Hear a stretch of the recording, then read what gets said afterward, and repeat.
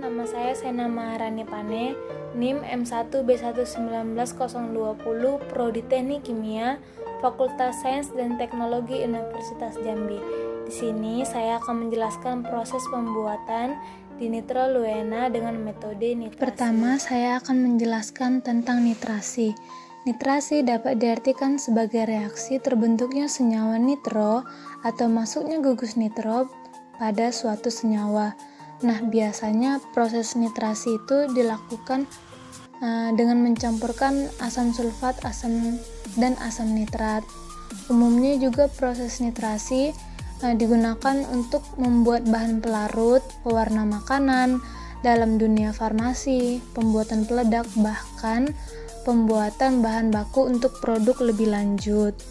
Nah, dikarenakan saya akan menjelaskan tentang proses pembuatan dinitrotoluena, jadi dinitrotoluena ini adalah salah satu bahan baku untuk pembuatan bahan peledak.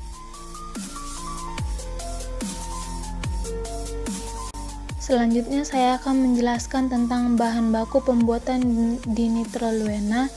Adapun bahan bakunya yaitu ada toluen, asam nitrat, dan asam sulfat.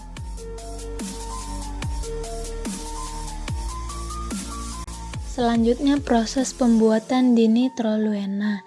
Di sini saya telah menampilkan sebuah flowsheet proses pembuatan dinitroluena ini berdasarkan paten yang saya baca.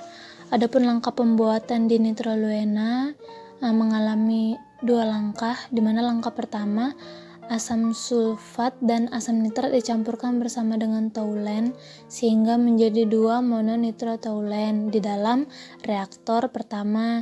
Selanjutnya ada langkah kedua di mana asam sulfat dan asam nitrat akan dicampurkan beserta dengan sebagian dari hasil pada reaktor pertama sebelumnya sambil disertai dengan pengontrolan kekonsentrasian asam. Pada proses nitrasi pertama sebelumnya yaitu sulfat dan asam nitrat dicampurkan bersama dengan toluene sehingga menjadi 2 mononitrotoluene dalam reaktor pertama. Nah, reaktor ini digerakkan dengan suhu yang sesuai dan baik di dalam maupun di luar sehingga didapatlah hasil berupa toluene serta beberapa campuran nitrat dan asam sulfat, air serta dinitroluena.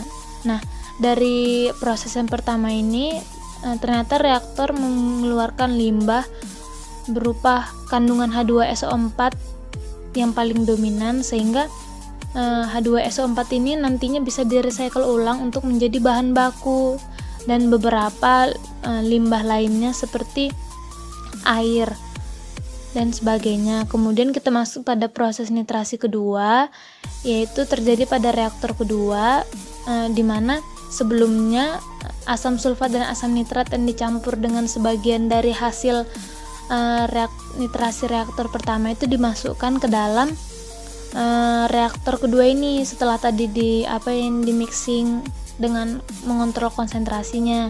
Masuklah ke dalam reaktor kedua sehingga didapatlah hasil berupa mononitrotoluene dan beberapa kandungan asam dan beberapa kandungan air. Nah, reaktor ini beroperasi dengan suhu 65 derajat Celcius. Nah, dari reaktor kedua ini juga menghasilkan limbah. Limbahnya ini nanti akan dikirim kembali ke reaktor pertama untuk di-recycle. Baru tuh dari reaktor kedua ini kita umpan untuk kita netralkan. Dinetralkannya dengan apa? Dengan caustic soda beserta dengan air.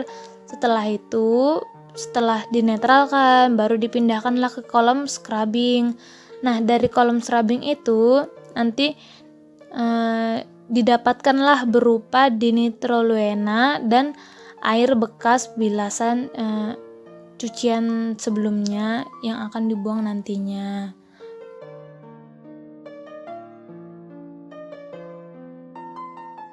Demikianlah yang bisa saya sampaikan mengenai pembuatan dinitroluena dengan metode nitrasi.